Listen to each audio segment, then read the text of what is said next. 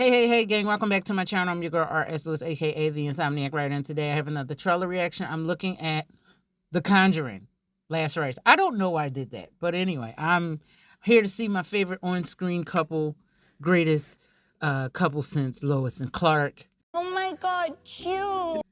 Yes, if you want a rom-com, this is the way to rom-com with some scary stuff in it. Anyway, I'm going to shut up. We're going to get to it.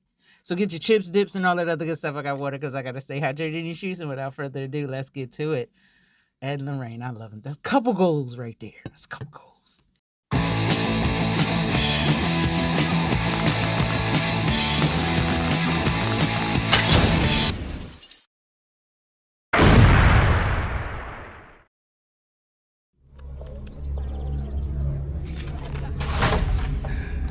Don't touch anything. Everything you see in here is either haunted, cursed, or been used in some sort of ritualistic practice. Nothing's a toy. Not even the toys.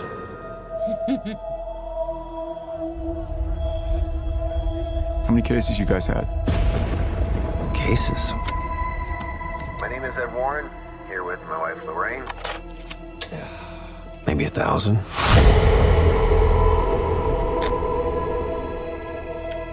Every case is different. Every family's different. Once we start, there's no going back. Anything can happen.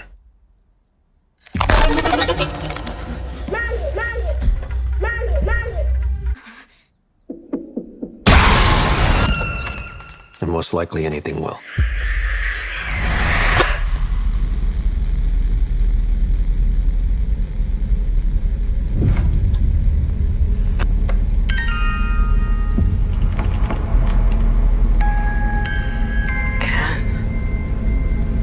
Yeah. Something's changed. Something's different.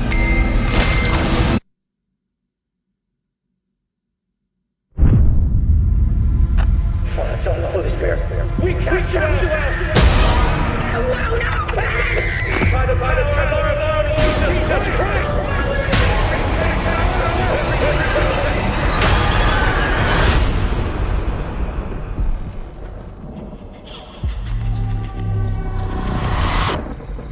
We've been waiting so patiently for you.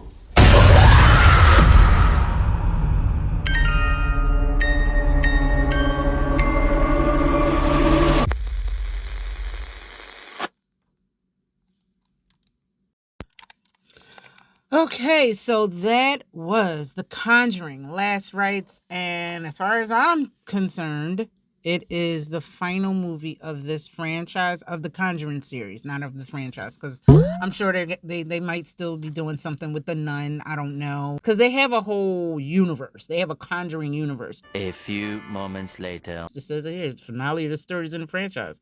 Thank you, Wikipedia, because IMDb is not telling me shit. Anyway, it's the end of an era. I remember when the first one came out, was it 2013? I didn't see it right away. I gotta feel like I'm in a safe space when I watch certain movies. I saw Conjuring 2 in theaters and every other film in this franchise in theaters. But that was the one that I was like, all right. Molly, you in danger, girl. That scene with the clap, I want to watch this at home, which really ain't a safe space either, because I swear my house is haunted. Run, bitch! Run! It wasn't even just jump scares. It was just how they relied on tension and atmosphere, especially atmosphere. You don't need a whole lot of jump scares. You don't really need a whole lot of anything. I think that's what The Nun was trying to do. Don't get me wrong. It was a lot of scenes where you were like, I've seen other films do it a little bit better than The Nun, where there is no jump scene, but you just feel this sense of dread that something is there. Something's out there watching. So That being said, I'm definitely looking forward to this. James Wan, he's definitely one of my favorite directors in the industry. I like that he's coming back to close this out. So it looks like Eli Bourne is going to be doing the cinematography. The music is going to be done by Benjamin Wildfish. Think I'm saying it right? I'm not doing this with you. The story is written by David Leslie Johnson-McGoldrick. Whoa, that's a mouthful. Who also did the screenplay along with Ian Goldberg. Now, let's just talk about something. I'm all about marketing. And the thumbnail for this, where you have Ed and Lorraine transposed from one another. The Nun had a decent one sheet, which is the poster that they use in the movie theater, by the way.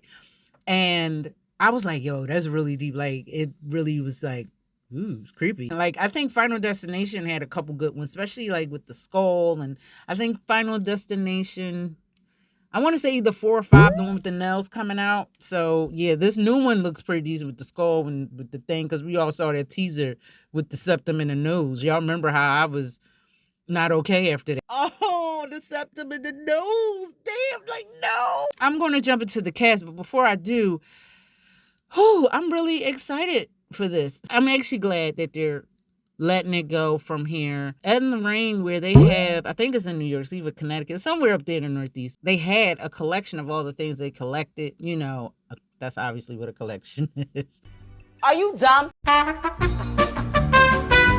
From the Raggedy Ann, which is known as the Annabelle doll, and the music box, and all these different things. They have collected things that, like he said, was cursed or haunted, or they used in some type of ritual, which we saw in, I think it was The Devil Made Me Do It, which I love. That's probably one of my favorite ones, and not because it's horror, but that scene where he was just getting off of work and he met her under the gazebo and they were dancing, and I was like, and then at the end, when she had the little heart pill in the locket, hit me in the feels. Even now, give me a moment. I gotta. Lord have mercy. That's the type of person I want. Like, if you ain't got my heart pills, or if I ain't got your heart pills, and you ain't meeting me under gazebos in the brain. I like stuff like that. Like, stuff that has meaning. Everybody can do the hibbity dibbity. It's just some things that is like, they just had like such a romance that was just beautiful. I don't know if any of that shit happened for real, but it just seems like they were close. Like, the few interviews I've seen together, they be sitting there holding their little hands and stuff. But that was only made possible because Patrick Wilson and Vera Farmiga, yeah, I think that the other sisters in the night, they had such a on-screen chemistry. They refer to each other as work wife, work husband and stuff. And it's so cute. Like, they're obviously not a real couple. That part is what really sells me on this. I'm not a rom-com person. I'm not one of those girly chicks. You liar. But I do get the feels because I am still a girl. So I do like some of that stuff. So when I see that and they're like those moments, like I think in the first one he was making pancakes or some French toast or some shit. The one day, I think that was in the second one. The first we was playing guitar. The kids was like, oh, look at it. Are we done? The point is that they had a really good chemistry on screen, and I really like how they portray Ed and Lorraine. Now, about this particular movie, this one is going to be one of their final cases. I think it's the Smurl case, which it was Pittston, PA, to be exact, which is on the other side of the state. But I like that in the last, I think it was The Devil Made Me Do It, where they showed the actual people and the recordings of such. Because I want to say that it was in the 80s. I want to say that that case was in the mid 80s. It spawned a book, I think, which was a made-for-TV miniseries that came out, I want to say a couple years later, like in the 90s. Like, this was a big case. Like, the demons was, like, sexually assaulting the people in the house. It was just doing the most. Like, it wasn't just throwing shit around and just being annoying and, you know, yeah, I'm going to take over you and this. Like, you want to mess with my goodies? Like, really? That's what we doing? Like, come on, man. Come on. How dare you? But anyway, so what made this case kind of popular was that it was more than one spirit. Like, everybody in the house was getting accosted or attacked or whatever by different entities in this house. The crazy thing about it was, I think when they moved in, the people told them not to move in. Them like, yo, that house is haunted, don't move in there. If somebody tells me a house is haunted, I'm gonna be like, you know what? We're leaving. I'm out. But sometimes I be thinking, like, the housing market is really bad. In about 10 years, we're going to see a lot of cases where some people are going to moving out of haunted houses because they were hungry for a good deal. They were like, you know what? I know somebody was brutally murdered in the living room, but baby, with this housing market, we're getting it at a dirt cheap price. Oh, hell no, man. What the fuck, man? But then again, you also got people that's into the macabre and crazy shit like that. And the realtors are like, you're into this? Oh, you know what? Let's throw an extra 50 grand on that. Oh, you know what? For that blood stain on the wall that we couldn't wash out, an extra 10 since you into shit like that. I don't know. Social media brought out the weirdness, and I blame TikTok. You're goddamn right. Anyway, I'm going to jump into the cast because I'll be sitting here talking about this shit all day. Now, we have Vera Farmiga as Lorraine Warren. Oh my God, I love her. She's done other movies. And her sister. I understood the assignment.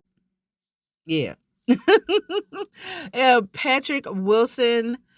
He's playing her husband, Ed Warren. I think he passed away in the early 2000s, and she passed away like just before the pandemic. The characters, not the actors. They're still obviously well alive. Patrick Wilson has a lot of stuff. He was just in the Aquaman movies, which I'm not going to lie. I was like, I like Jason Momoa, but when he got splashed with the water after Aquaman released him, I was like, okay, Patrick Wilson. I never looked at him like that, but I was like, because, you know, we both got big ass foreheads, and I try not to look at people who got big foreheads like me, but anyway, moving on. Oh, Lord. We have Madison Lawler. She's going to be playing a younger version of young Lorraine. We have Ben Hardy. He looks familiar. He was in X-Men Apocalypse. He played Archangel. So yeah, I remember him from there. I was like, where I know him from with the blind. Don't you start your shit, IMDb. We have Elliot Cowan. He's a British dude, I think. Trying to think what I know him for. He was in what's that movie with Brad Pitt? Alexander. Thank you, IMDb. You're actually being useful today. We have Bo Gadsden, if I'm saying it right. Oh, she was in Star Wars. Rogue One, a Star Wars story. Out of all the Star Wars ones, I actually like that one. You need to leave. She played young Princess Margaret in The Crown on that show about all the British people sleeping with each other, the royal ones.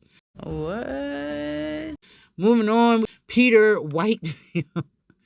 I don't know why his name is spelled that way, but he was in Hot Fuzz, among other things. That's an awesome movie. He was also in His Dark Materials, which my daughter watched. I think she streamed the whole thing. Kate Fahey. I'm just gonna go through a couple of more. Kyla Lord Cassidy, Rebecca Calder, Mia Tomlinson. Tomlinson is going to be playing Judy. We have Tilly Walker, Molly Cartwright, that's who's getting attacked by the little doll. Orion Smith, he's going to be playing young Ed. And by the way, this kid looked just like a young Patrick Wilson. I love when they do casting very well. Like, you look like, damn, they really did do that. Also, we have Gemma Churchill. She's going to be playing secretary. That's literally all it says. So, this looks good. The Conjuring and the Last Rites, this final film is going to be released September 5th. So what's that, Labor Day weekend or something? Right a month before my birthday. So yeah, I'm all for it. Why did I just do that on screen? And I can't undo it. Not today. Anyway, guys, what did you think of The Conjuring Last Rites? Did you like it? Did you love it? Did you hate it? Are you going to go watch it? Leave your comments down below because where else you're going to leave them. Before you go, I need you to like, subscribe, and hit that bell so you can be notified of other videos and stuff. And that's it. This video went longer than it's supposed to. Now I got 5-10 minutes of shit I got to edit. Anyway, guys, be awesome, be you, but above all else, love yourself. And I'm out. And go to my merch store, Insomniac Writer merch. I'm going to put the link down below. Use promo code MOMS20. I know it's no longer Mother's Day, but I've recorded this before Mother's Day, obviously. So MOMS20. Save 20% site-wide. I'm keeping that promo up all month long. So, yeah, there's that. Anyway, guys, take care. I'm out of here.